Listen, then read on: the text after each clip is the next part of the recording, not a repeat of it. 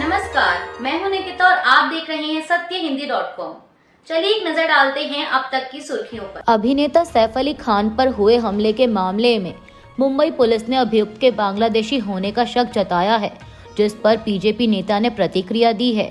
BJP IT cell के प्रमुख अमित मालविया ने कहा कि मुंबई पुलिस ने पुष्टि की है कि सैफ अली खान पर हमला करने वाला मोहम्मद शरीफुल इस्लाम बांग्लादेश का है और एक अवैध निवासी है। उसने अपनी पहचान हिंदू बताई। अमित मालविया ने एक्स पर एक पोस्ट कर लिखा कि कांग्रेस, टीएमसी और गठबंधन इंडिया में शामिल अन्य राजनीतिक दल वोट बैंक के रूप में अवैध तौर पर रह रहे लोगों का इस्तेमाल करते हैं। उन्होंने कहा कि हिंदुओं को बदनाम करने और इस घटना को सांप्रदायिक रंग देने की कोशिश करने वालों को माफी मांगनी चाहिए। हालांकि आपको बता दें कि अभिनेता सैफ अली खान पर चाकू से हुए हमले के मामले में मुंबई पुलिस ने साफ कहा है कि गिरफ्तार किया गया अभियुक्त बांग्लादेशी नागरिक हो सकता है। अभियुक्त के बांग्लादेशी होने का शक है और उसके पास भारतीय डॉक्यूमेंट नहीं है। दिल्ली चुनाव से पहले आम आदमी पार्टी की डॉक्यूमेंट्री की स्क्रीनिंग रोके जाने पर पार्टी सांसद संजय सिंह ने कहा कि देखिए, जब मैं यहां आया तो उन्होंने यानी चुनाव आयोग के अधिकारियों ने कहा कि कोई अनुमति नहीं है। हमने स्पष्ट किया कि हम बैनर या पोस्टर के साथ चुनाव प्रचार नहीं कर रहे हैं। भाजपा इस डॉक्यूमेंट्री से क्यों डर रही है? कल उन्होंने स्क्रीनिंग रोक दी और आज भी उन्होंने वही किया। हम इस बारे में चुनाव आयोग से शिकायत करेंगे। संजय सिंह ने कहा कि यह अजीब बात है कि एक डॉक्यूमेंट्री बनाई गई, उसमें वोट के लिए कोई अपील नहीं की गई, तब भी इसे रोका जा रहा है। मैं चुनाव आयोग से पूछना चाहता हूं कि किस नियम के तहत इसे रद्द किया गया। यह कोई चुनावी सभा नहीं थी। जेडीयू ने आज रविवार को जातीय जनगणना के मुद्दे पर राहुल गांधी पर पाखंड करने का आरोप लगाया और आरोप लगाया कि जब बिहार के मुख्यमंत्री नीतीश कुमार ने इंडिया ब्लॉक की मीटिंग में इस मुद्दे को उठाया तो राहुल गांधी चुप रहे। पार्टी ने यह भी पूछा कि कर्नाटक की कांग्रेस सरकार ने राज्य के जातिगत आंकड़े क्यों नहीं जारी किए हैं। पीटीआई की एक रिपोर्ट के मुताबिक जेडीयू के कार्यकारी अध्यक्ष और सांसद संजय झा ने कांग्रेस नेता पर यह हमला ऐसे समय किया है जब एक दिन पहले ही गांधी ने पटना में कार्यक्रम में नीतीश कुमार के नेतृत्व वाली सरकार द्वारा किए गए जातिगत सर्वेक्षण को फर्जी बताया था और साथ ही उन्होंने देश भर में जातिगत जनगणना की वकालत की थी। बीजेपी के नेतृत्व वाले एनडीए गठबंधन में शामिल लोक जनशक्ति पार्टी रामविलास के अध्यक्ष चिराग पासवान ने प्रशांत किशोर के आमरण अनशन करने और मुख्यमंत्री नीतीश कुमार के स्वास्थ्य पर सवाल उठाने पर कहा कि देखिए, हर किसी का अपनी अपनी बात रखने का तरीका होता है। प्रशांत किशोर ने क्या किया और क्या कह रहे हैं, इस पर टिप्पणी किए बिना मैं कहना चाहता हूं कि प्रशांत किशोर के अनशन करने के मुद्दे से जरूर सहमति रखता हूं। चिराग पासवान ने कहा कि परीक्षा में धांधली हुई है और नहीं हुई होती तो फिर से परीक्षा क्यों होती। केंद्रीय मंत्री चिराग पासवान के पीपीएससी अभ्यर्थियों का समर्थन करने पर जनसुराज पार्टी के संस्थापक प्रशांत किशोर ने कहा कि इसका स्वागत किया जाना चाहिए।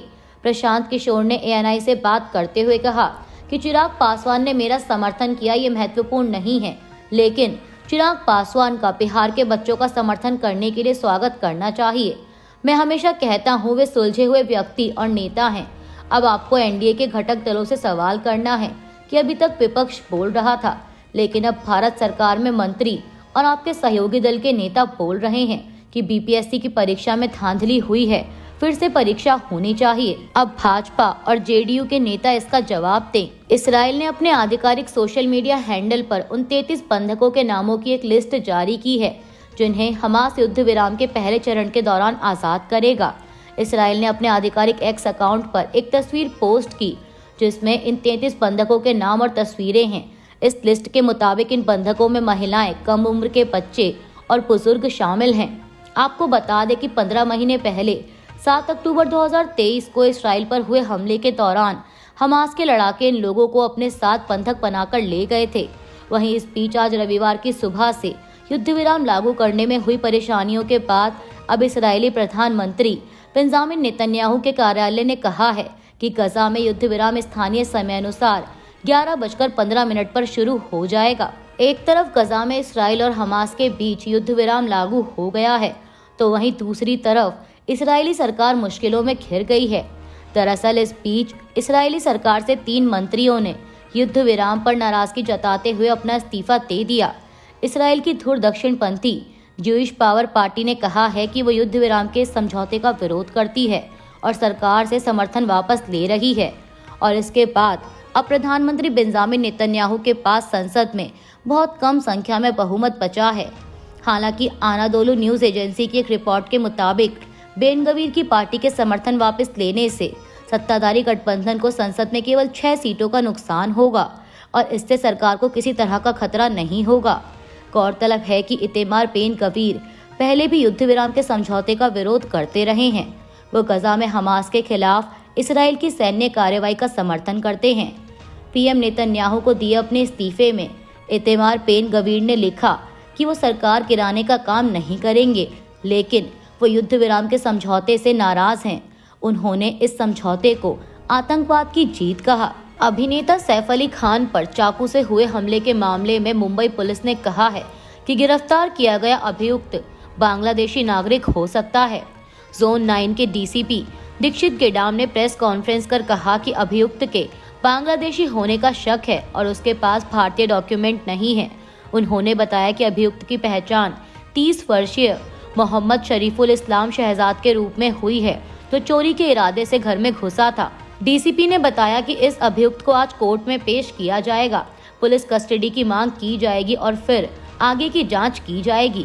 उन्होंने ये भी कहा कि अभियुक्त ने पहले अपना नाम विजय दास बताया था और बांग्लादेशी मूल का होने के शक में इस मामले में पासपोर्ट एक्ट से संबंधित धाराएं जोड़ी गई हैं। इसकी जांच जारी है। शिवसेना यूबीटी नेता आनंद दुबे ने अभिनेता सैफ अली खान पर चाकू से हमला करने के मामले पर कहा कि फिल्म अभिनेता सैफ अली खान पर हमला करीब 70 से 72 घंटे पहले हुआ था और अब पुलिस कह रही है कि उन्होंने आरोपी को पकड़ लिया है, जिसका नाम मोहम्मद शहजाद है।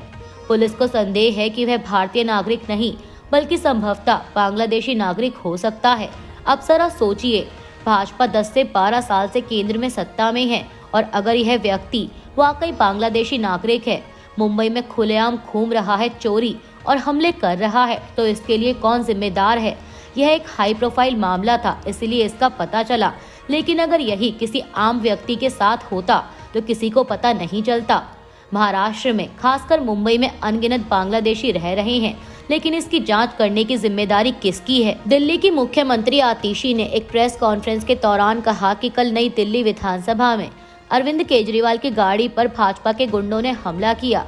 अगर वो पत्थर किसी को लग जाता तो जानलेवा हो सकता था। अरविंद केजरीवाल पर हमला करने वाला कौन था? एक शख्स राहुल उर्फ शैंकी, जो हमले में देखा गया था। वो हमेशा प्रवेश वर्मा के साथ दिखता है और उनके प्रचार में शामिल रहता है। इस शख्स पर डकैती की कोशिश का केस दर्ज है, जिसमें 7 साल की सजा हो सकती है। आर्म्स एक्ट का केस दर्ज है, जिसमें 2 साल की सजा हो सकती है। शकरपुर थाने में एफआईआर दर्ज है। ये साफ है कि अरविंद केजरीवाल पर हमला करने के लिए एक अपराधी को भेजा गया था।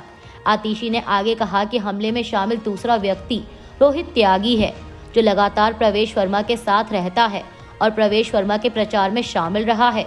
वो भी अपराधी है। उस पर 2011 में चोरी का मामला और हत्या के प्रयास का मामला दर्ज है, जिसमें 10 साल की सजा है। तीसरा व्यक्ति जो वहां मौजूद था, उसका नाम सुमित है। उस पर भी चोरी, डकैती और हत्या के प्रयास का मामला चल रहा है। यह साफ है कि चुनाव की अपनी हार की बौखलाहट से भाजपा अब अरविंद केजरीवाल को मारने की कोशिश कर रही है। सीएम आतिशी के बयान के बाद पार्टी नेता संजय सिंह ने भी प्रेस कॉन्फ्रेंस में कहा कि सबसे महत्वपूर्ण बात यह है कि ये हत्यारे और डकैत नई दिल्ली विधानसभा क्षेत्र में क्या कर रहे हैं? क्या वे अरविंद केजरीवाल की हत्या करने आए हैं?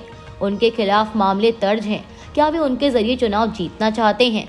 संजय सिंह ने कहा कि अरविंद केजरीवाल पर बार बार हमले हो रहे हैं। कल हत्या की कोशिश हुई। मैं एजेंसियों से कार्रवाई करने के लिए कहना चाहता हूं और यह स्पष्ट है कि उन्हें समर्थन प्राप्त है, अन्यथा वे अब तक गिरफ्तार हो गए होते। आमरण अनशन कर रहे किसान नेता जगजीत सिंह डल्लेवाल ने चिकित्सा सहायता लेनी शुरू कर दी है। मीडिया रिपोर्ट्स के अनुसार किसान नेता काका सिंह कोटड़ा ने इसकी पुष्टि करते हुए कहा कि जगजीत सिंह डल्लेवाल बातचीत के लिए केंद्र सरकार के भेजे गए लिखित निमंत्रण के बाद चिकित्सा सहायता लेने को राजी हुए हैं। अमेरिका में प्रतिबंध लागू होने से कुछ घंटे पहले ही सोशल मीडिया ऐप टिकटॉक बंद हो गया है। अमेरिकी यूजर को टिकटॉक खोलने पर टिकटॉक का इस्तेमाल आप अभी नहीं कर सकते वाला संदेश दिख रहा है। वहीं इसके पीछे ऐप ने प्रतिबंध लगाने वाले अमेरिकी कानून का हवाला दिया। टिकटॉक ने कहा कि सौभाग्यशाली हैं कि ट्रंप ने संकेत दिया है कि वह पद संभालने के बाद टिकटॉक को फिर से शुरू करने के समाधान पर हमारे साथ काम करेंगे। वहीं इस बीच मीडिया रिपोर्ट्स के मुताबिक कई यूजर्स ने कहा कि ऐप स्टोर से भी टिकटॉक को हटा दिया गया है और tiktok.com पर भी वीडियो नहीं दिख रहे हैं। अभी के लिए बस इतना ही। बाकी की खबरों के लिए बने रहिए सत्यहिंदी.com के साथ।